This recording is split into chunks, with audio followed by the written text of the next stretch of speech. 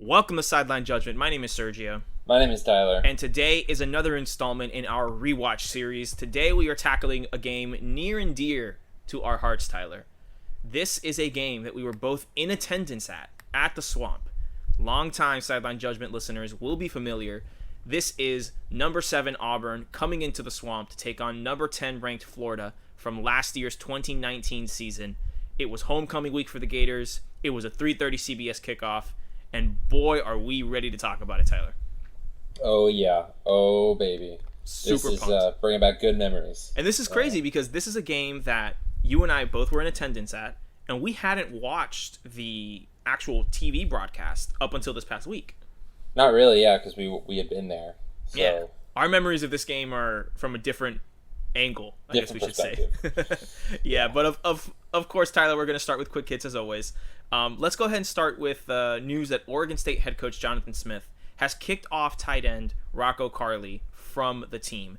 It surfaced this past week that Rocco Carley was seen to have used a racial slur and apparently some hate speech, and so Coach Smith met with Rocco, and after meeting with the team and having discussions, he decided it was best to kick him off of the team. This is a big thing, especially considering that we are finally seeing a person in authority in the college football world take a stand, not just on a piece of paper, but following through with their actions. Yeah. And, we can't be too complimentary in the sense of, it's more of, being complimentary that they did the right thing. Right, but we shouldn't be celebrating the right thing. We should just say good and keep moving. Yeah, that's the thing. It's it doesn't deserve us to be like, oh my god, you hero. But at the same time, they did the right thing. Right. They addressed it and with very swift action dealt with it. And congrats to them. Yeah, congrats to them. And we hope that programs across the country follow suit in doing the right thing. So very, very, I guess proud, but I'm just happy that Coach Smith did the right thing. It's the easy, no-brainer, right thing to do, but it's just one of those things where we're at with, especially with college football programs in general. It's the easy, no-brainer, right thing to do isn't always the thing that college football programs do. Exactly. So when one does it, that does feel a little special. So. Right. Especially in a world where, the whole backbone of player acquisition in college football is literally breaking the rules, a la bag dropping. You can see why this comes as such a pleasant surprise to us and college football fans across the country.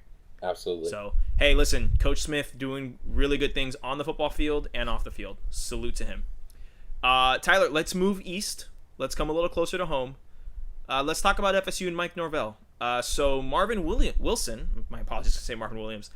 Marvin Wilson, future NFL player, because he is a very talented player on that FSU team, senior leader. He said some stuff. Tyler, do you want to fill us in on that? So this all comes from Mike Norvell had, on a call with a reporter from The Athletic, had told him basically along the lines that he had communicated with everybody on the team and gone back and forth individually with every player and had those conversations. And then immediately after that was revealed by the reporter, Marvin Wilson tweeted in response, man, this did not happen. Right. All they got was in his words, all they got was a generated text, no real back and forth. And then he said that him and his teammates will not be working out until they basically had been apologized to and rectified. And, explained. There was an explanation given. And, well, good on you, Marvin Wilson, using your platform, standing up. It's very interesting because, there's a world in old college football where coaches could kind of say or do whatever they want, and players don't have a way of getting around it. But, now with social media, the way things are and the way the sport's covered, players have a lot of power. And that's a good thing. And I'm, very happy that Marvin Wilson was able to use his power to, to his advantage. Especially in a good way, right? Yeah. In Mike Norvell's case, I don't know if he was... I don't think he's dumb enough to lie. Right. I think it's more of a fact that misconstruing his own words. And I mean, the first thing you gotta think is that, like, you're not in Memphis anymore, man. Like, you are not in Memphis. You're not in Memphis anymore. Like Florida State is a sleeping giant. Yeah. And it's like, you gotta be careful with the words that you say, because, like, it's gonna come back to get you. Right. It's kind of like it was lost in translation, but the problem is that because you're at a school like Florida State, because this is a national newspaper like The Athletic, we highly recommend The Athletic. We subscribe. Awesome website. It's something as big as The Athletic. Like, you have to make sure that your words are exactly what you want them to be. Like, don't leave room for this misinterpretation. It's kind of like when we talk about referees and how some fans like to blame referees. Like, as a player, yes, sometimes referees mess up, but you shouldn't put yourself in a position to leave the game in the referee's hands. This is the same thing here. Don't put yourself, Mike Norvell, in a situation where a journalist can, and not by any of the journalist's fault. This journalist did nothing wrong here, but the interpretation from your players, from fan bases, from other coaches can be taken the wrong way. So, lesson learned here, I think, for Mike Norvell. I think it's worth pointing out that Florida State had a team meeting, they talked things out, and Marvin Wilson came out and said that Mike Norvell was apologetic and sincere about the way the situation went down, and that he is open and he is respectful of the players using their voices and how they're going to do that moving forward. I think it's important to note out that Marvin Wilson, what he said that what came from this was every single player on the team made a pact that they are going to vote in this next election. Which is awesome. Already, it's incredible. Already, that right there, that shows me that Mike Norvell is not only concerned about winning on the football field, but is concerned about the players, his own players, growing up as young men and individuals that are going to be future members of our society. You know? Absolutely. So, and good for him for stepping back and giving the players that platform and listening to them. Not all coaches would do that. But that was what it's like. For like 24 hours, we seriously were like, is Mike Norvell going to even make it to the season? It was that crazy of a situation when your star defensive player comes out and says, "Oh, we're boycotting workouts." Like, that's a big deal when you haven't even played a single game. He hasn't even had a single practice because he didn't even have spring ball. Like, Tamori and Terry, their best wide receiver, tweeted images of like green and orange with the FAMU colors. Yeah. With like question marks. And I was like, is he going to transfer to FAMU? Like, which, I mean, if he wants to, I don't care. But I was just like, that's the level that we're at. Like, right. So it's nice to see that this all was a learning experience and wasn't a harmful learning experience. No one was hurt. Absolutely. It was just a miscommunication. We're glad that worked out. Tyler, should we move to Jake Fromm? Briefly. Yeah, just to note, just for the record, since we are it's a football podcast, thing, so text surfaced over this past week, that seems to be Jake Fromm, and was then confirmed by Jake Fromm, that he was caught using. Was there a racial slur in there? Because even if there wasn't, but he was having a text conversation with somebody, and mentioned that only elite white people. Mm-hmm. Elite white people should have guns. And that he didn't use any racial slurs or necessarily like anything negative, but that right there is not really a... It's a situation of, he's smart. He knows that he can't just flat out say what...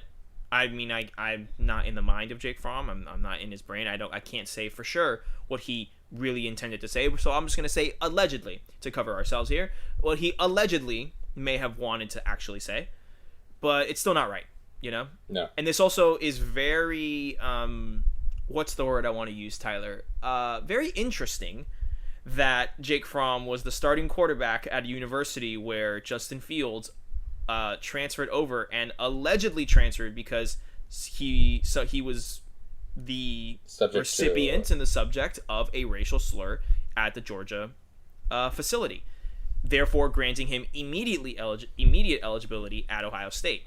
It's not very strong case for Georgia defenders in that sense. I'll put it that way. So yeah, Jake Fromm since issued an apology, which looked like it was written by someone that doesn't have a PR team yet, and yeah, there's been no punishment or no more news coming from that end. It'll be interesting to see what the Buffalo Bills say, what the NFL says, all that stuff. From the little I've heard is that the Buffalo Bills have talked to him about it, and they're going to give him a chance to earn his teammates' respect back. Mm-hmm. So we'll see how that goes. We'll be checking in on that. He's a fifth round pick, so like it's not. He's a 5th round pick quarterback that doesn't fit in the Buffalo system. But then I digress. Yeah, probably should. Let's just move on from that. Let's just move on. Last thing on quick hits is coronavirus related. Turns out that Alabama. Oh yeah, I forgot we were in a pandemic. Did you forget that, Tyler? Were you aware that there's a global pandemic still going on? Yep. Alabama is among some schools with reported cases of coronavirus. I think it's important to note here, Alabama did not disclose this information. Yeah. It was reported by reporters doing their phenomenal investigative job. It's not been confirmed by the University of Alabama. Has not been confirmed nor denied, I'd like to emphasize. Yeah. Tyler, what happens if there's an outbreak at a big school like Alabama?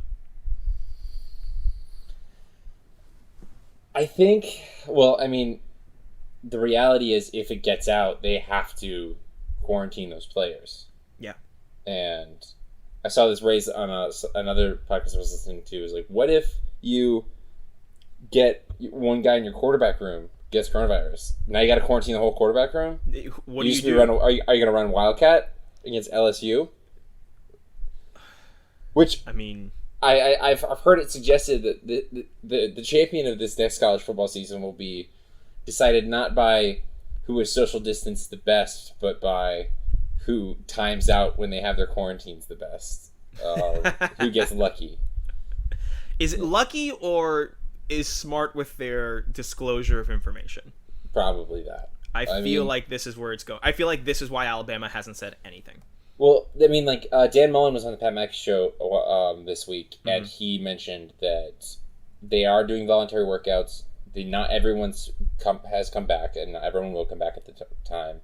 They're not allowed to do voluntary workouts again. However, all meetings are still over Zoom. Okay. So I imagine that might persist. That might continue. Right. Maybe even into the season where the meetings happen online. Right. So to prevent that'll help. Sitting in the room situation. Absolutely. That could be there.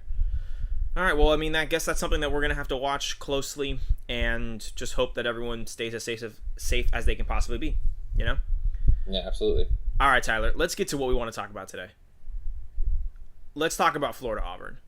All right, let's go ahead and go through. For those who For those who are new to the pod, this Rewatch series, we have some categories that we use as platforms to talk about the game as a whole. We may not follow these categories in order. We may not have something for each category, and that's okay. This is just our trampolines to springboard us to talk about this football game. We have the best part of the game, in our opinion. We have the worst part of the game, in our opinion. We have the Leonardo DiCaprio meme play. We have the I'm sorry, what fact of the game. We have allegedly gambling information. We have parallel universe, which is what if things went differently. And we have, at the end, where are they now, where we take a look at some of the players, coaches, people involved in the game and see where they are now and what we can expect from them in the future. Tyler, let's jump right into this. I want to just talk about, before we go into best part, worst part and stuff, I want to talk about how Jonathan Grenard on the first play of the game blew up Bo Nix, and let me tell you, I didn't think the swamp could get any louder than it was at kickoff and in the game introductions, but that was one of the loudest sounds I've ever heard. Yeah, it's weird because there would be moments in this game even further where the stadium would just be rocking. Yeah, let me just point that Grenard moment was the loudest I'd heard it to date, so far. But I honestly, you forget about that play because, so much else happens, but it's the first play of the game and it just rocks them, and it leads to a 3 and out. Yep, and then 2 plays later, after the 3 and out, Florida Kyle Trask hits Freddie Swain and he takes it 60 yards for a touchdown. Yeah, it's 67 yards or something like that. Which we were hype. We were hype. Let's just say it was 64 yards for a touchdown. Let me just say, laying down the groundwork. as you all know, Tyler and our Florida alum, very proud of it. Big Gator fans over here. Mm-hmm. The atmosphere in Gainesville that day was electric. Yeah. It was one of the best feelings I'd had attending a Gator game. And this is someone who went to every home game for 4 years. Tyler, you also went to every home game for 4 years. It was incredible. It was electric. It was big. There was an energy in the air. Yeah, game day college was there. Game day was there. Yeah. It had all these people. It was homecoming too, which usually homecoming is reserved for some mop-up opponent, but Exactly. Listen, not this year. 3:30 kickoff, which to me the best kickoff time in all of college football. You still agree. you get a decent amount of tailgating. You can watch the pregame shows that end at noon. You can tailgate during the first time block of games. You can get into the stadium, and then you're done. You leave around like 8 o'clock, 8:30. You can get your bite to eat, and you can catch the second half of the night game. And then Pac-12 after dark. It's the perfect time. It's the perfect game time. And in Florida, at least, you get the nice sun game, you get the sunset, and you get a night game all in one. Yeah. So, atmosphere, electric. The noise, it was popping. It was popping. And we had great seats. We admittedly. did. We did. We got into the student section yet again. Shout out to those students that got us our tickets. And I think it's important to note that at the end of the game ends 24-13. Florida wins. Spoiler alert. At the end of the game, ESPN's interviewing Dan Mullen, and Dan Mullen says like this isn't the swamp of old. Like the reporter, I forgot her name. I apologize, but she asked him. She says, "This sounds like the swamp when Florida was winning championships, you know?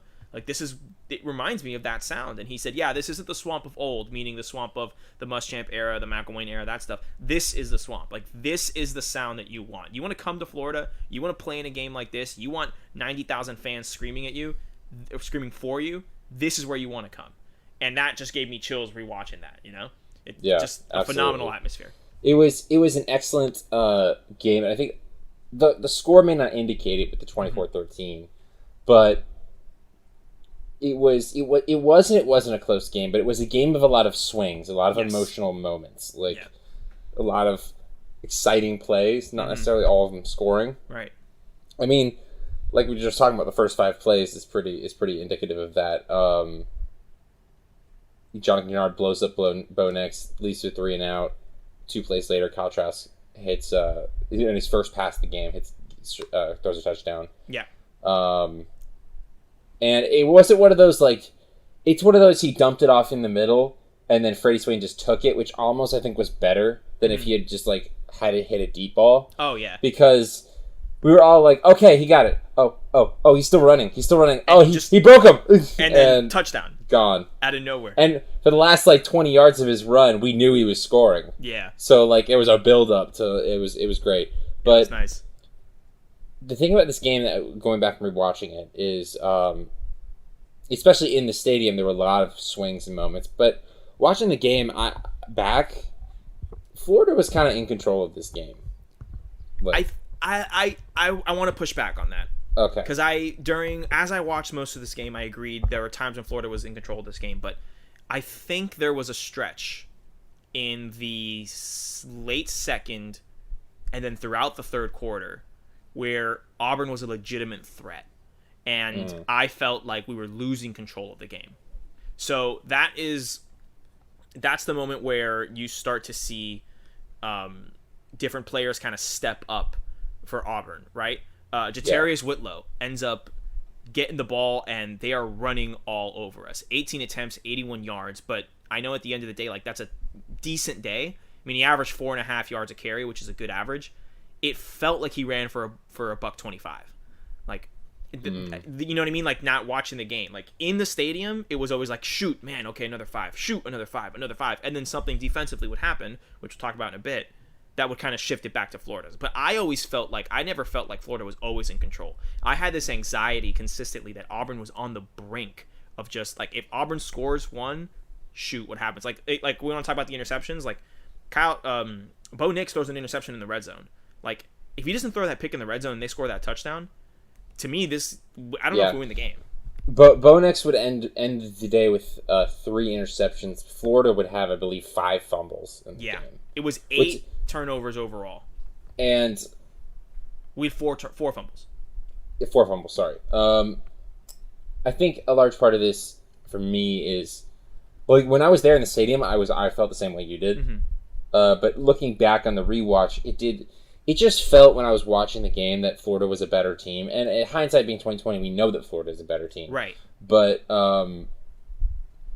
more so in the fact that I couldn't feel beyond a couple runs that Bo Nix could really get much going. Yeah, Bo Nix really seemed rattled. This was his first true road game. Yeah, and a pretty daunting task at that. Yeah. And with that, I mean, he did throw a touchdown. He also threw 3 picks, and the one touchdown came off of Dan Mullen calling a fake punt, which did not work. Yeah, Dan Mullen had a couple gutsy plays. One worked, one didn't.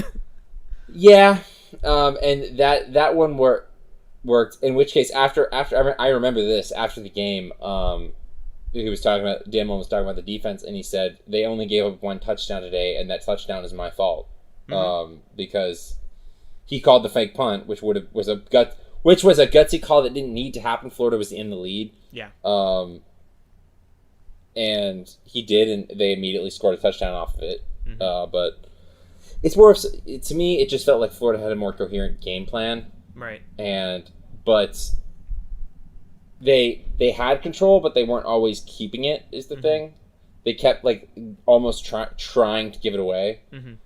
Like, the worst part of the game, if I can just skip there. Go ahead. Go to the worst part. Go worst part. For me, well, there's multiple, like, parts that really suck. One of the worst parts of the game was the first fumble.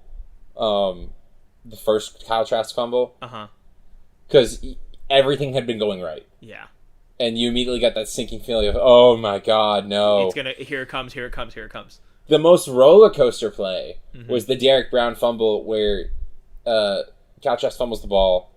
Derek Brown picks it up and is rumbling down the sideline. No one's near him. And he just falls. So that to me that's my Leonardo DiCaprio meme play. That's my, oh my God, look at that. And I remember distinctly in the stadium, I remember thinking, oh man, touchdown. And then he fell and we, like, everyone in the student section just laughed. Yeah, especially because our angle, because it was the opposite side of the field. And we're just like, well, crap. And then we're like, wait, did he stop? What happened? It's almost like if you were to walk away when you saw that he was clear and come back 2 minutes later, you'd be like, wait, why do they have the ball? Didn't they score? And you're like, no, he fell. It's like, you wouldn't believe it, you know? Yeah, it was crazy because nothing... I can't even, like, see anything when I watch it that made him fall over. Like, no, he just fell over. Listen, he's a big boy, all right? He's a big boy, and in person, he's a big boy. Like, oh my God, that was one of the things I remember from the beginning of the game, where we knew Derek Brown was going to be a first-round pick. We knew exactly who he was. We knew he was one of the best. He was probably the best defensive lineman in the country. And that first drive, man, when he comes out, and he actually gets the tackle on the first Florida offensive play of the game is a Pirine run. He gets the tackle on Pirine for no gain. And I remember distinctly looking at you, looking at our boy Zach Gowdy, looking at I think Storm was there, looking at Storm, and saying, that's a big boy. Like, he's gonna give us some trouble today. And he's a big boy. Sure enough, he had 2 fumble recoveries. He ate Trask up on a couple of sacks. But I think that worked against him in that situation. His weight, couldn't do it. You got to give a lot of credit to the Auburn defense in this game. They kept them in it. Very talented. It was very hard. Other than one particular moment, Florida couldn't really get any running traction on them. Yeah. Nothing consistent. And a lot of that has to do with Florida's own problems. But I think that there's a big thing here where, yes, the Auburn defense did a great job. Yes, the Florida running game was kind of anemic, as we would come to find out later on in the season. But I think it's big and important to note that Mullen did a fantastic job here of exposing the mismatch.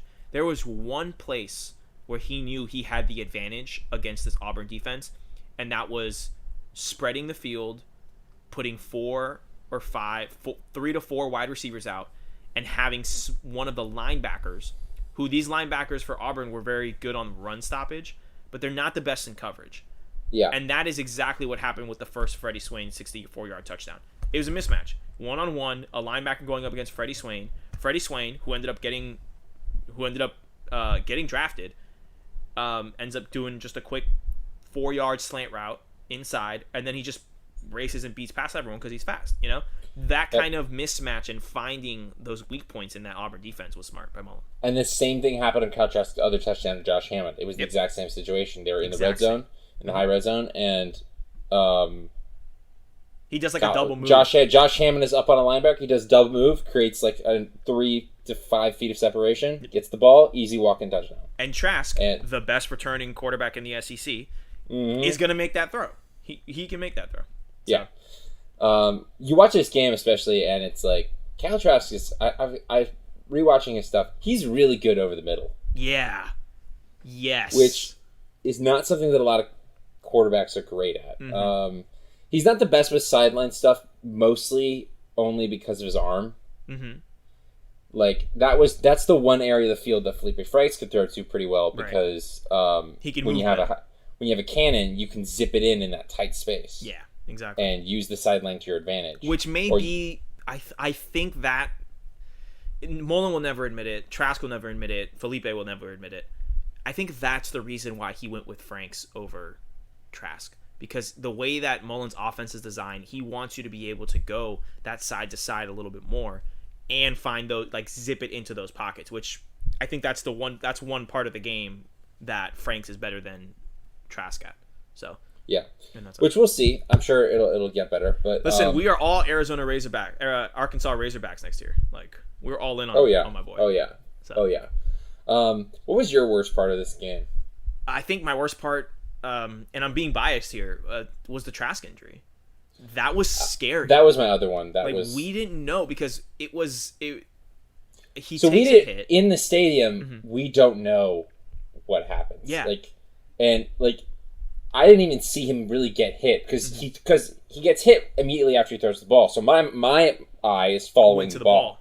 And it gets broken up in Hammond's hands, so no play. You look back, Kyle Trask is writhing on the ground. Yeah, and he's doing the thing where his knees, the bottom half of his body is in the same spot, and his arms and his torso are all wailing because he's in pain, and that is not a good sign. Now, when I rewatched the game, Tyler, I saw the play where it happened, and if you're watching on TV and it's just me, and that was me looking out for it because I go, oh, we're about 8 minutes left in the second. I was like, this is about when it happens. I'm going to keep a special eye on Trask, and sure enough, he gets the hit. He gets hit in the knee, and he stays on the ground. Like you said, in the stadium, scariest moment of the game. You don't know what's going on. You have zero idea. All of a sudden, you see Emory warming up, and then Emory goes out there. Now, we are very aware of how good Emory actually is. And I didn't have that much worry necessarily about, is the quarterback play going to dip here? I wasn't so worried about that. What I was worried about was Trask's long-term health, because these are knee injuries that we're not sure what they are. They say it all the time. You can play on a strained MCL, you can walk on a torn ACL kind of thing. So I was really worried about that. That personally was the worst part. It does have a silver lining because Emory ends up leading us on a really good drive. I think we get a field goal out of that drive. We do. He leads us for field goal. And that was the thing. So in the stadium, the broadcasts are a little bit more aware because when he leaves on his own power and he walks back out, they show you. Right. In the stadium, you're not really privy to any of that information. No, yeah. So until he came back out and we heard it and they showed it on the Jumbotron that he was back out on the sideline, we didn't really know. I mean, as soon as Trask gets injured, there was a part of me that for about 20 minutes, that 20-minute period, you as a Florida fan have to seriously reconsider what your season expectations should be. Because now, at that point, we're thinking that might be a season-ending knee injury. We've lost 2 quarterbacks. Now we've only got 1 scholarship one on the roster. Yeah, exactly. Less of the Trask versus Emory debate. There's 1 scholarship quarterback that's available. Just like these expectations have to change.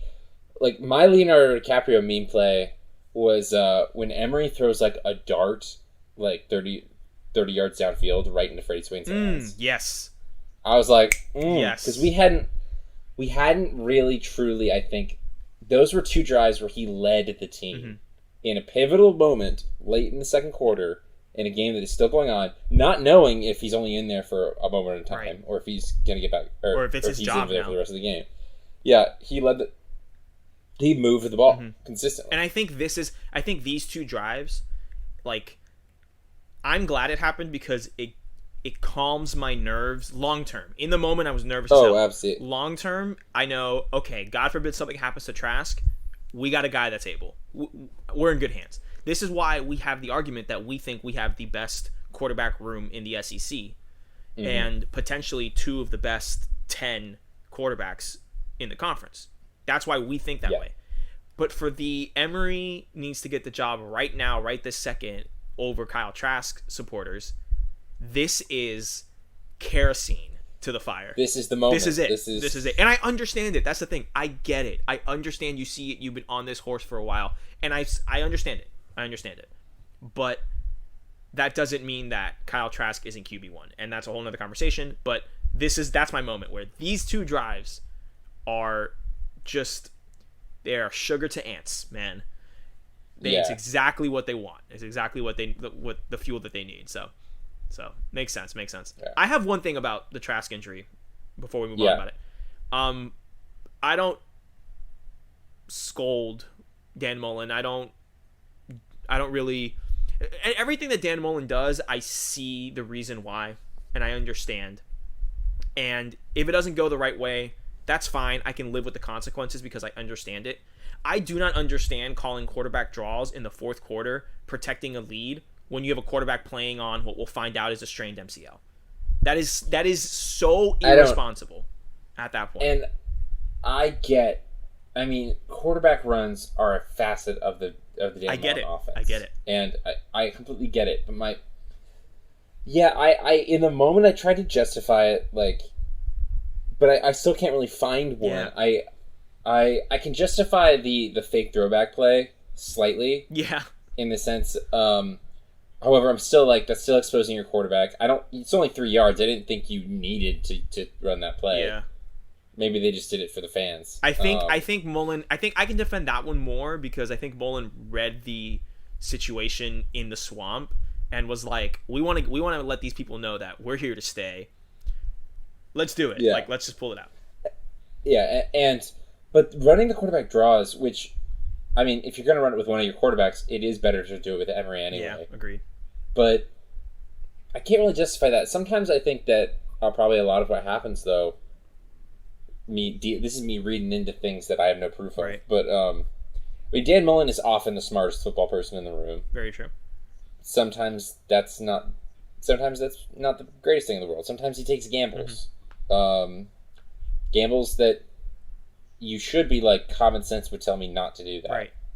But just looking back at the Miami game where Florida gets a turnover and basically if they just run the ball out, they might be able to ice it. It'd be tough. They might need to give it back with really little time. First play, Felipe Franks drops back to pass and ends up getting hit and throwing a pick. And I get it where he was just we thought they were going to expect us to run the ball. We thought we had something, and if not at worst, we thought we would just throw it away. And then that doesn't happen. Right. And now he looks like a fool for taking a gamble. Right. Not all the gambles work out. You don't, but generally you get better results by gambling. But I can't defend the quarterback runs. Yeah. Maybe because if the justification is Auburn's not going to be expecting it. Well, one, it didn't really matter. Yeah. They have an amazing defensive line if they expect it or not. Additionally, you've already lost one scholarship quarterback. You almost lost your second. I feel like you're playing with fire. And you're gonna immediately put him back. That's my thing. I love you. I love you, Dan Mullen. Dan Mullen is good at coaching sports. He made a mistake there. He made a mistake on that one. Tyler, you wanna let me give you my I'm sorry what facts. All right. Okay. Kyle Trask receiving stat line. 1 reception for 4 yards. In the realm of Kyle Trask running the football, do you want to know Kyle Trask's rushing stat line for this game? I'm going to give you the attempts. I want you to guess the yards. Okay. 8 attempts. How many yards do you think he had rushing? -3. Okay, so you're in the right negative side, but I need you to go a little more with the negatives. Those are rookie numbers. You got to pump those numbers up. -15. More. What? -20. More. -30. A little more. Negative 33, Tyler. -33. And Dan Mullen is out here sending him to run a quarterback draw. Sir. Maybe he hates. Maybe that's the reason. Dan Mullen always prides himself on his quarterbacks having good running He's stats. like, he's got to break a 40-yarder. I cannot end a game with a negative rushing stat line for my quarterback. He's got to break a 40-yarder. Yeah. Oh, man. He's just... it's like a personal pride thing. He's just like, this is... I was going through College Football Reference, and I was like, what stat is like so out there that I could pick it up? And then I saw Kyle Trask's rushing numbers, and I said, no, that's fake. I was like, nah, that's fake. No, there's no way. Sure enough. My stat is so there's a play with Bo Nix that Nix had the ball and he threw an interception in the red zone. Yes. As they were driving. Yes. Threw it to Donovan Steiner. I believe that I don't know if I can't get I don't know if this number's absolutely correct, but I think it was around 20-ish plays in all of college football last season where the defense had only 10 men on the field. Oh yeah, I remember that. And played the play with it. In one of those plays, Bo Nix threw an interception. Bo Nix threw an interception in the end zone when there was one less guy on the field. If that's not I'm sorry, what fact? I don't know what to tell you. That broke me. It's like, what? Like, I mean, and I'm not saying this to like harp on Bo Nix. He was a freshman in his first game. And we'll talk about Bo Nix and the where are they now? I do want to talk about Bo Nix a little bit. But it is a little bit of a how you throw an interception in the red zone when they're missing a guy. I don't know. It's just DBU. I don't know what to tell you. And it was like they were doing like Auburn was doing like 5 wide too. I'm like, you have an advantage. Yeah. Like, find the open guy. I don't know.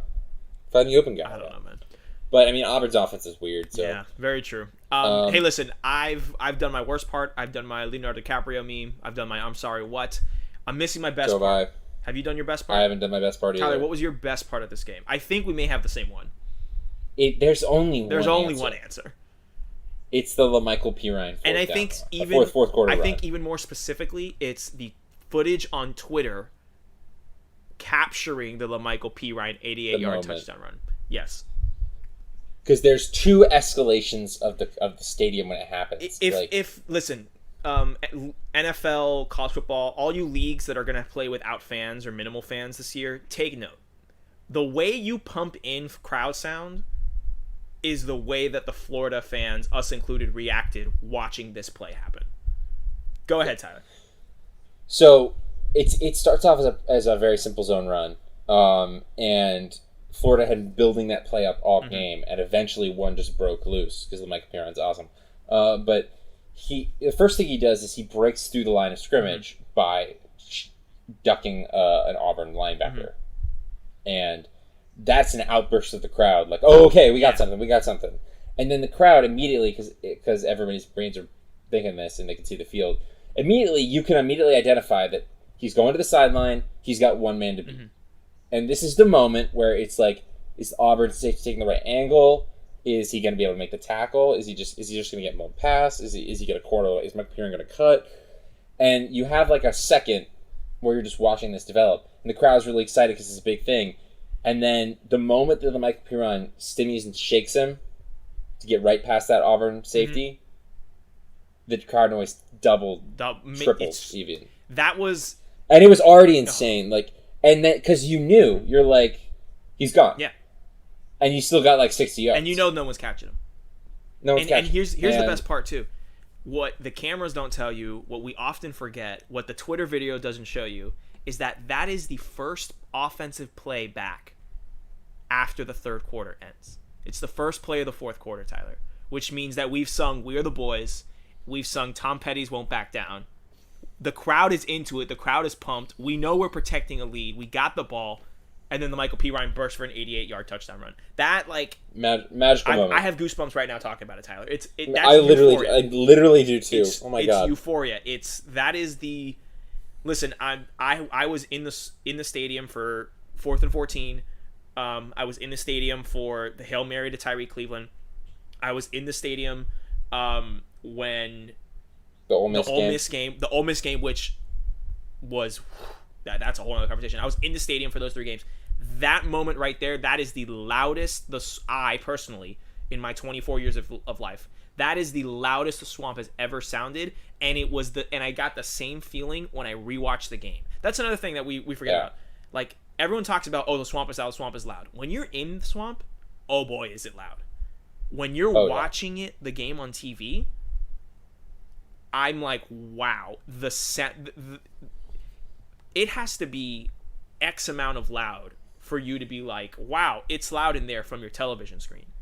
Yeah, to note it from your TV screen. The announcers were having trouble speaking. They were yelling into their microphones after the Pirine run because it was so loud in the stadium. Yeah. Absolutely. It was this euphoria, and I hate to be so like this was the moment, but I think this is the moment Florida football was back. That run.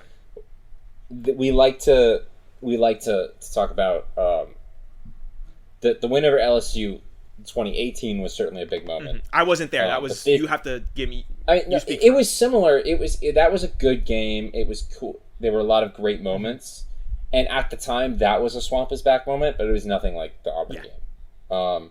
With the throwback uniforms and the homecoming and college game day, and it's Auburn. We haven't played Auburn in forever, and we hate Auburn. It's an old rivalry. People forget that. That isn't old. My dad hates Auburn and I think your dad hates Auburn because one of the things that they showed on the broadcast was right before kickoff, we played every single year up until like 2003. Like we played like 80 years in a row. Like we've played them more times than we've played LSU. We've played them more times than we've played Miami. There's some history that goes back. And now we only play every 7 years, and we alternate home sites. So this was a game you wanted to be at. And it's so cool too, just because the Florida-Auburn rivalry has a lot of big moments. There's the Patrick Nix leading the comeback against the Gators. Bo Nix's father. Bo Nix's father. My parents were there for that game. Really? And and they're like, my mom was telling me, it's like, it was so infuriating. She's like, because Patrick Nix was awesome that game, and it was so pissed me off so much. Well, it's nice to know that they were also there for the Bo Nix game, which is nice. Yeah, and additionally, Florida, Steve Spurrier's Heisman moment was against Auburn. Yeah, the 66, the kick, the stub toe field goal. Yeah, and I mean, and then there's this game which is absolutely incredible, and I mean, additionally, another thing the cameras don't tell you about the little Michael Pirine run is that Michael Pirine, who's from Theodore, Alabama, was told he couldn't go to Auburn by Gus Malzahn because he was too slow. I remember after he scored, I think you stood up, Tyler, and full disclosure, sideline judgment listeners, we were pretty intoxicated. We were a little intoxicated. There was some. We'd been tailgating for a few hours before the game. We may have snuck in some stuff into the stadium. You know, it is what it is. But allegedly, we're still college students at heart. I remember you stood up and you said, "Gus, is he fast enough?" And I died laughing because I knew exactly what you meant. I knew it's like you Storm knew what you meant. I think Tyler Michael was with us. Michael was with us at this point, friend of the pod, Michael Phillips. He understood you, and I think medium income Bucks fan Tyler Renfro was with us, and he understood that too. Like that was it was a moment. Easily the best part. Like I was taking notes, and the first thing I wrote was Pirine run. That was the best moment for sure. I mean, it's gotta be. Like, man, that was such a good euphoric moment, and that really sealed the game right there. That's what made it 24-13. Because it was 11 point game. Listen, that's a 2-touchdown 11-point game in the fourth quarter in a big game in the Swamp. It's gonna take more than a Gus Malzahn offense to beat us. I'm gonna tell you right now. I'm telling you right now. I may be going out on a limb, but with a 2-possession lead in the fourth quarter in a big game at home against Florida, you need Deshaun Watson, you need Lamar Jackson, you need I would say Peyton Manning, but he couldn't do it either. You you need Tom Brady. You need one of the great quarterbacks to do a comeback in that position. Yeah. Game was over right there. Yeah, that was the moment. Yeah. And that's the thing. There's still the whole fourth quarter left, but exactly. We knew that was I was like, it's over. That was it. That was the moment. Can I give you a little bonus best part? Yeah, go ahead. The Dan Mullen post-game locker room celebration. Yeah, he was dancing in the locker room. That was good. Another bonus best part, leaving the stadium. Leaving that stadium because everyone stayed till the end. It was packed. We were walking out. I remember walking with the Auburn fan. You know, in the student section there, when you leave, it's super crowded after a big game. Everyone was high-fiving. Everyone was yelling. There were some Auburn fans in there. We were heckling them, but they were nice. They weren't, disrespectful or anything. We weren't disrespectful or anything. Yeah. It was fun. It was just a good, euphoric, like, oh, the Gators won. Yeah. The Gators won. One of my favorite things, an underrated feeling, is when you win and you're walking out of the stadium and everybody's shuffled together in the walkways in the stadium, and somebody starts a chant. And then it like within nanoseconds, like echoes through the entire hall. All the stairways throughout the inside of the stadium are singing it because we're all just walking in the same direction very slowly. What else are we gonna do? And we're all high on victory. It's got to be 7,000 people yelling. It's great to be Florida. Like everyone's yelling. It's great. Yeah. I like to think that the players and the coaches can hear that from the locker room. I like to think that. I'd like to think so too. All right, Tyler. Let's move forward. We did best part. We did worst part. Leonardo DiCaprio meme plays. The I'm sorry what facts. You got. I did mine. You did. I did mine. I remember I told you my I'm sorry what moment was just. Wait, yeah, no, my I'm sorry but what moment was the interception when there was only 10 minutes on the field. Exactly. Yeah. Mine was like how you do mine that. Mine was just Kyle Trask running stat line. To me, that's hysterical. 8 attempts, negative. That's amazing. Tyler, a quick allegedly gambling info. Can you guess the line for this game at kickoff before the game started? Wasn't it Auburn was like a 3-point favorite? 3.5. Yeah, and that's which we all thought was ridiculous. Listen, the rule is the home team gets 3 points. So for Auburn to be a 3.5 point favorite means that they thought it would really be like a 6-point game, which is just straight disrespectful. The whole week leading up to it, I was like, I'm mad at this line. I'm mad at this line. Well, the whole week leading up, I just had this feeling. I remember this. Like, I was like, we're gonna win this game. Yeah, we were so confident. Like, everything going into it, they announced the homecoming throwbacks. Yeah. Like, you and I, we were just kind of like we might not win LSU, we might not win Georgia, which we ended up not winning either. But not for lack of trying. But I was like, we're gonna win the Auburn game. Yeah. Like, there's too much going into it. Yeah. I had a lower opinion of Auburn than I think most people had because they were still both these teams were still undefeated at this point. And Auburn was ranked 7th. We were ranked 10th.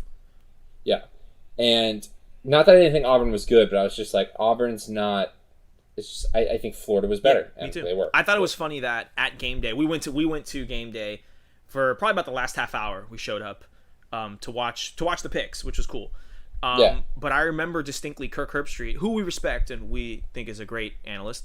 Kirk Herbstreit literally went out and said, like, I was picking Auburn before, and I'm here in Gainesville, and I realized this is one of the best home field advantages in the country. I'm picking Florida. Like, his pick flipped because he got there and realized, oh, the energy here is completely different. Like, it's one thing to watch this game from Bristol, Connecticut. It's another thing to be in Gainesville to watch this game.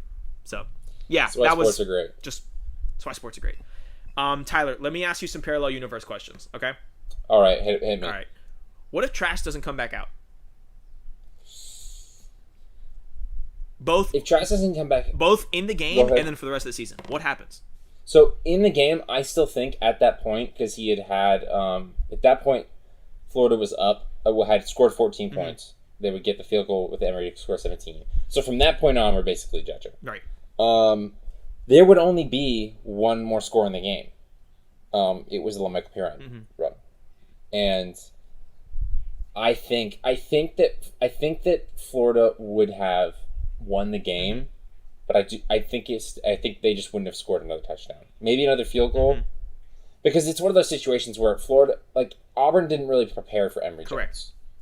Like, and that's why you always got to take a bit of a step back when these backup quarterbacks come in and they sling it around, because the defense does not prepare for the backup quarterback on most situations. That was the big concern with people talking about Trask being the starter long term in the Kentucky game.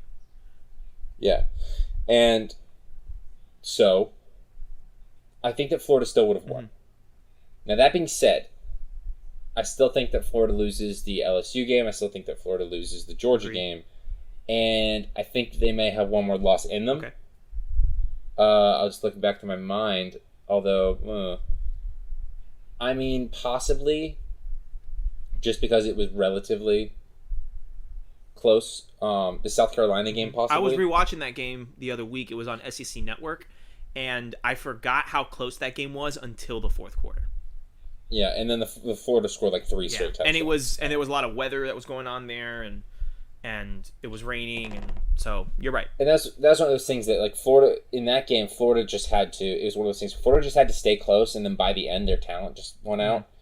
And I'm not sure if that happens with Emory Jones. I don't know, but I think you have to lower the expectations, because in the stadium, I remember talking to my friend about this. Is like, I had us as like a 10-2, 11-1 team.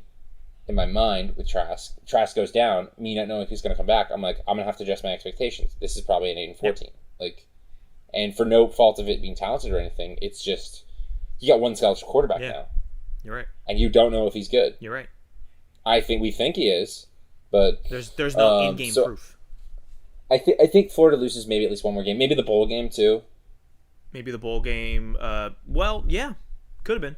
Well, I mean, at that point, we wouldn't know if we get the same bowl game. I don't know. Bowl games are hard. And I was there. It's a possibility, but Trask didn't play his best game in the bowl game, and we still won. So. And what's his name? Virginia quarterback Bryce Perkins just had a god level football game. Like, he played his way onto a practice squad with that game. Okay. What about, here's another question. What if Derek Brown scores? What if the big boy scoop and score actually, what if he doesn't fall over? Because right there, that changes things. That's a touchdown on the board for them. That's a touchdown that they didn't have. Let's say Trask doesn't come back out, right? And they end up scoring. Then I think that Auburn might And then win. It's a one-possession game in that. Let's say Trask does come out, and the only thing that changes is Derek Brown scores. It's a one-possession game in the fourth quarter. In this situation, because I feel like in my mind, the only way that Auburn wins this game, with the way that everything was, is holding on late. Yeah. And with how good Auburn's defense is, I think if you were to give them the lead in the fourth quarter, it would be hard for Florida to get it back. I'm not saying impossible, but like, I gotta think that Auburn might be able to hold on there because they're not really trying to do anything on offense. They can just rely on their defense, which has got an excellent defensive line and an okay secondary, like a talented secondary. But at that point, part of the reason that you're able to use mismatches on linebackers and things like that is because early in the game, the opponent doesn't know what you're going to run. Right. But if you're in the fourth quarter and you're up and you know the opponent has to pass to win, you're more prepared to stop it. So I think that if Derek Brown scores, that could, I think, especially since it was earlier in the game, I think that might have been the changing point. And I guess the same thing goes for what if Bo Nix doesn't throw a pick in the red zone, or even more, what if, and I forgot the Auburn receiver that caught the bomb that put them on the 7-yard line doesn't trip. What if he stays up? What if he just scores on that play? I think that's an even bigger one because that not only I forgot about that play. Not only is a touchdown, that's a big momentum play right there. And momentum is a huge thing in college football. In football. Yeah. I know that some people don't believe that, but I can defend the NFL. It's not as big in the NFL because they're professionals and they're grown men. But when you're dealing with 18, 19, 20-year-old guys in college football, college football definitely momentum is the thing. So yeah, you're right. I guess same result. I would imagine, right? Yeah, same result as the Derek Brown situation. Yeah, it's Auburn needed like one or two more explosive plays. Now, in reality, what they needed is more consistency in their offense. Right. But one or two more explosive plays, they could have been in a better position to win. All right, one last one, Tyler. Flip the results of this game. Let's say Auburn wins and Florida loses. What does the rest of the season for both teams look like? Because now here we're going with, I still think we lose to LSU and Georgia. So right there, you lose 3 games in a row, 3 conference games in a row, and the momentum is just all the way down. Yeah, I think that Florida finishes at max 9-3 then, because I still don't think that. I don't think if we lost Auburn, that would spur us to a victory against LSU or Georgia. Like, I still think that is losses on those two teams. Right. So, and for that, I mean, 9-3 is the max. I think that they'll probably win the rest of their games. But then, here's the thing. Then there's not really progress. Mm-hmm. You're just back to being 9-3. Right. Which is what we were. What was what the Gators were in 2018, and they improved on it. And while I think the team would be better, I think that's like this game is a big turning point because in the image of Florida football, and the momentum of the team as a whole, for being able to win on that national stage. Right. And I think that for Florida's side, this game is huge considering they will lose the other 2 and cementing them as a top 10 team still. Yeah, and kind of establishing Dan Mullen. Like Dan Mullen, he's getting it done. You know, he's getting it done where it counts. For Auburn, can I give you the other Auburn losses that season? Yes. At LSU, 23-20, a 3-point game, which I think people forget that game was so close, and then a 7-point loss against Georgia at home, 21-14, and then they lost to Minnesota in the bowl game. But bowl game is a whole other conversation. I think it's going to sound weird. I don't think that they would have beaten LSU, even though that was a closer game technically. Because watching that game, it's like... Cause I remember watching that game, and while Auburn stayed in it, because their defense is amazing, LSU moved the ball up and down on them. They just couldn't score. Yeah. So, I think also one of those scores, like that last touchdown that they scored, Auburn, came very late. But I think with this win, with a little bit more mojo, I think Auburn might. If we're living in a world where Auburn win this game, that means that Bo Nix played better. Yep. And in a world where Bo Nix played better, he got better throughout the season. He makes the 1 or 2 more throws that he needed in the Georgia game. So you still think? I think this could have been an 11-win team. So you still think lost to LSU, Florida. But they probably beat Georgia. Which I think they have a much better shot at beating Georgia. Yeah, I was gonna say which would help us, but no, not really, because in that situation we probably still lose to LSU and Georgia, so it wouldn't have worked for us. But whatever. Anyway, c'est la vie. All right. It's just more and more demoralizing. Yeah. All right, Tyler. Last thing I want to talk about. Let's talk about these players and where they are now. Right, there were a lot of players drafted coming out of this game. Derek Brown, obviously 7 overall to the Panthers. C.J. Henderson, who was pretty quiet this game, but that's because Bo Nix didn't throw his way. Went 9 overall to the Jags. Freddie Swain, who made that big play to second play of the game for the touchdown, gets drafted to the Seahawks. LaMichael Pirine, big run, goes to the Jets. Jonathan Grenard from that first play of the game goes to the Texans. Jabari Zuniga goes to the Jets as well, but he did not play in this game. Big injury. Remember, he had that injury. I just want that pointed out. Which was a concern for us when we were watching it. Which was a concern. Yes, you're right. Because all that running that we had talked about, right? All the running, the Jatarius Whitlow running, probably wouldn't have been as effective if you had Grenard on one end and Jabari on the other. You know? So, absolutely. Makes sense there. All right, real quick at the end, let's look forward to these two quarterbacks. Bo Nix going into his second year. What are you expecting? I actually think they're gonna. He'll be a lot better this year. I think that. I mean, for all that he is, he was still just a true freshman last season, and it's really going to be a testament because he. Oftentimes, what happens with these players is they come in as true freshmen and they're really good as true freshmen, but then they never get better. And there's a mentality thing when we evaluate true freshmen in the matter of. If they make a mistake, you're just like, that's just a freshman mistake. He'll get over it. But once you're a sophomore, you're like, you should have... That true freshman mold kind of goes away. Right.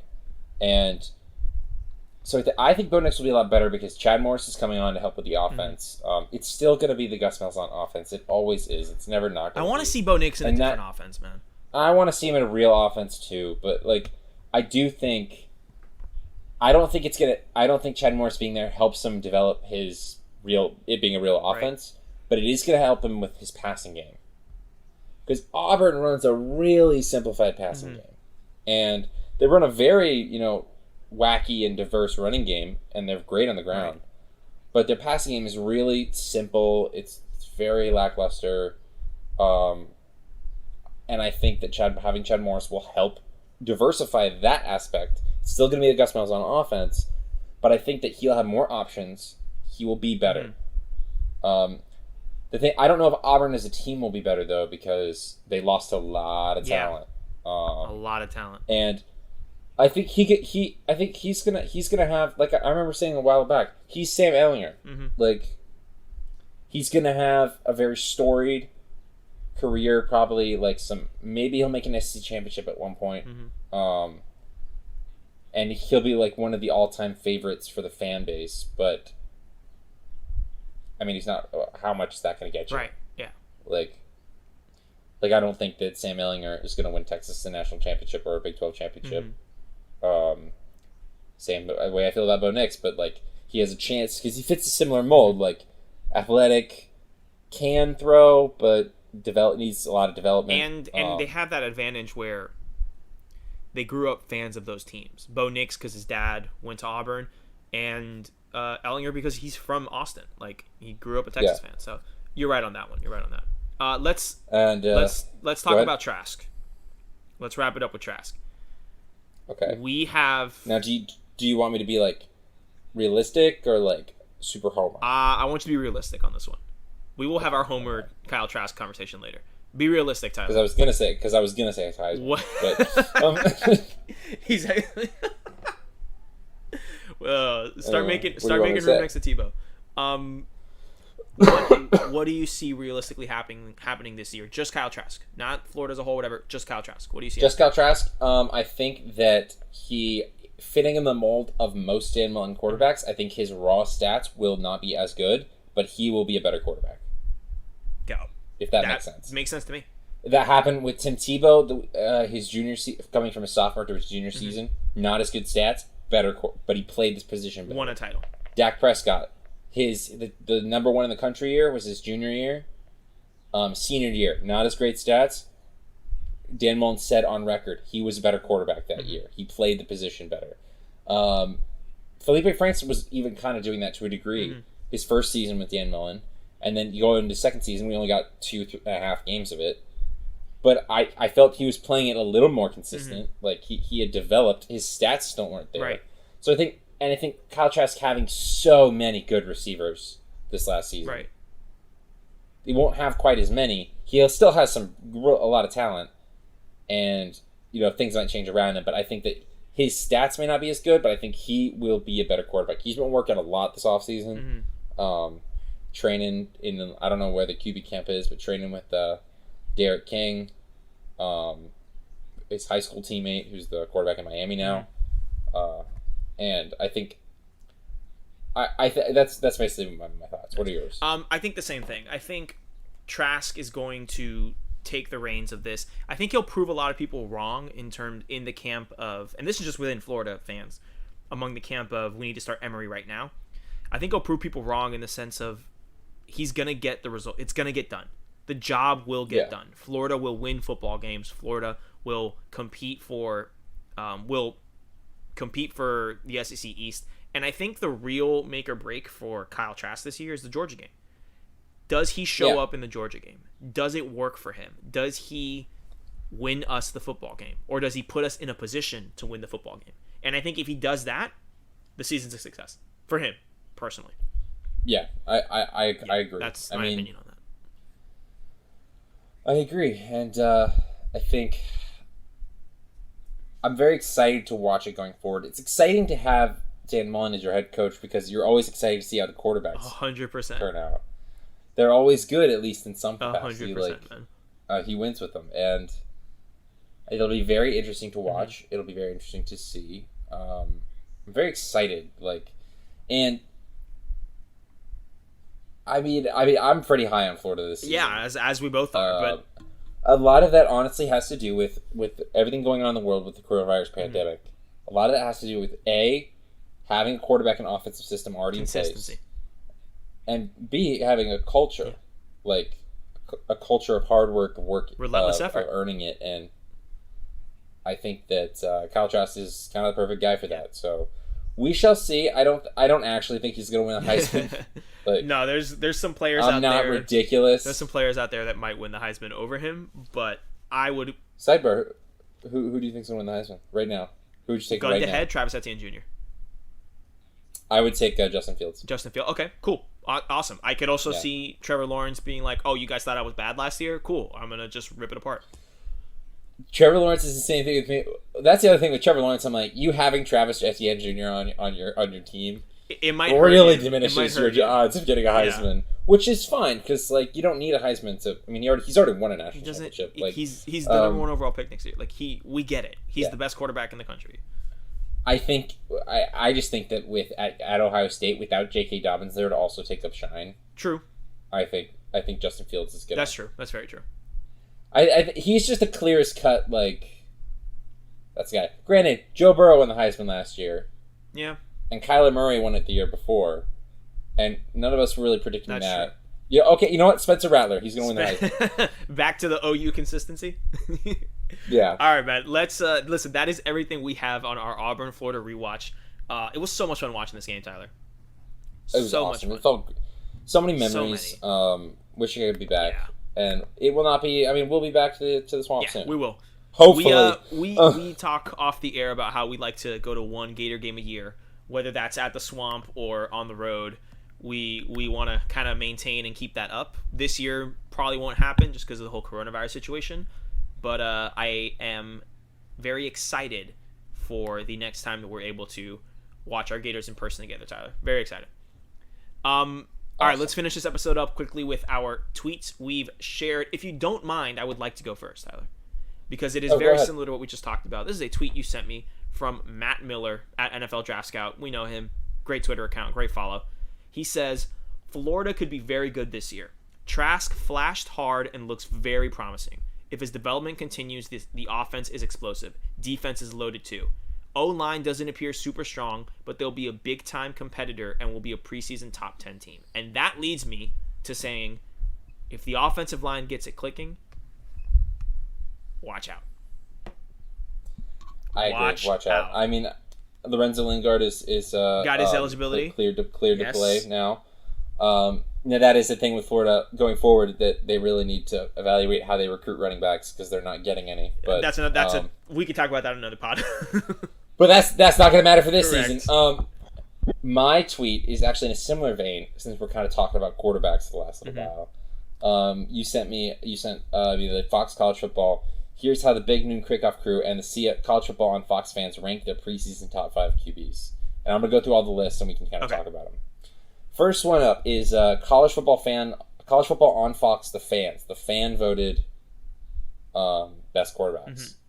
Number 1, Justin Fields. Number 2, Trevor Lawrence. Number 3, Sam Howell. Number 4, Keaton Slovis. And number 5, Spencer Rattler. Quickly,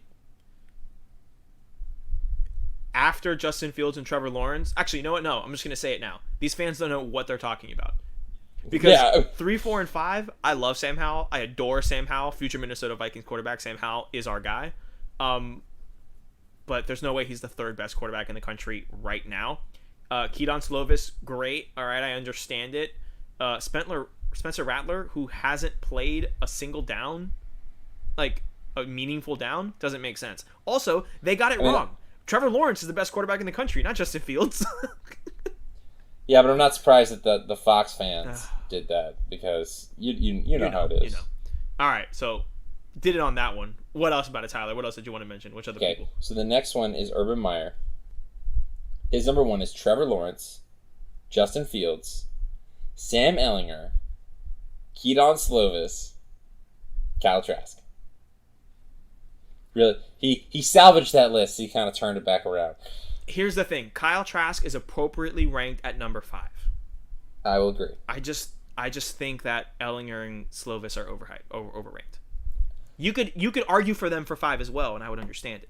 See, I could argue. I understand why Ehlinger will get ranked above these people because Ehlinger has had more time is more knowledgeable. Right. But we shall see. Joel Klatt's list is Trevor Lawrence 1, Justin Fields 2, Sam Ehlinger 3, Spencer Rattler 4, Keaton Slovis 5. This man must live in Phoenix and saw Spencer Rattler play in high school. That's the only explanation I have. You see, I say this. You know me. I think Spencer Rattler is going to be really good. I'm very high on OU, and we already had this conversation. I mean, Lincoln Riley's going to win a national championship at Oklahoma at some point. I disagree, but go ahead. Okay. Who's the OU fan here? It's Boomer. Sooner, baby. Reggie Bush's list. Justin Fields 1, Trevor Lawrence 2, Sam Ehlinger 3, Bo Nix 4, Tanner Morgan 5. Sir. Sir.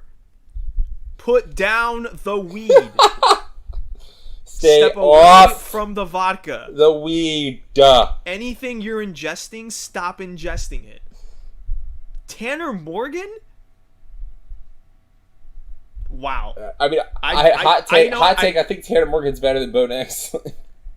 I didn't know Reggie Bush had stock in the Row the Boat trademark. I had no idea that's what happened. Wow, Reggie Bush. That's got to be it. Wow. All right. Right. Matt Leinart. Trevor Lawrence 1, Justin Fields 2, Sam Ehlinger 3, Kyle Trask 4, Sam Howell 5. This one to me is probably the closest one to correct that that I've seen. Now I can understand. I kind of get it. I think it's more clear 1 and 2. It's kind of pick your poison between Ehlinger and Trask. I just think that we have more faith in a. I think Trask is better. Run. I get why people pick Sam Ehlinger over him. Exactly. And then Matt Leinart just throwing in quarterback of the future, Sam Howell, which I don't mind. Quarterback. Future Minnesota Vikings, exactly. Brady Quinn's list. Oh boy. And just prepare yourself. Brady Quinn, noted Notre Dame quarterback. Let's just throw that out there right now. Okay. Former Notre Dame quarterback, Brady Quinn. Number 1, Trevor Lawrence. Number 2, Justin Fields. Number 3, Ian Book. Pause the list. Throw it out. I don't need to see the rest. I don't need to see the rest. Although I do respect it. I respect the homerism. I respect using the platform. Yeah, we respect the collegiate nepotism. I get it. Shelling out for the home field team. Like, are you kidding me? If this was me on there, I would be like, Kyle number 1, Kyle Trask. Number 2, Kyle Trask. Number 3, Kyle Trask. Number 4, Kyle Trask. Number 5, Emory Jones. Yeah.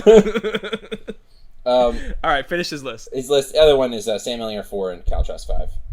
Okay. So. All right. And I think Ian Book is a good quarterback. I don't think he's a top 5 quarterback in college football, though. Here's my thing. He was a top 5 quarterback in college football last year going into the season, and he proved to us that, he's not as good as we thought he was. Not to say he's bad. He's like a top 15 quarterback. But not to say he's bad. Just he's not in that. I would say he's a top 10 quarterback. Yeah, he's got a lot of Jake Browning in him. He's got a lot of Jake Browning in him. He's got a lot of... Honestly, I think he's a better collegiate version than Jacob Eason. That makes sense. And that's because Eason didn't stay an extra year to show us his full potential. Agree. So let me clarify that on there. All right, last list. That's what I think. Rob Stone. Number 1, Trevor Lawrence. Number 2, Justin Fields. Number 3, Kyle Trask.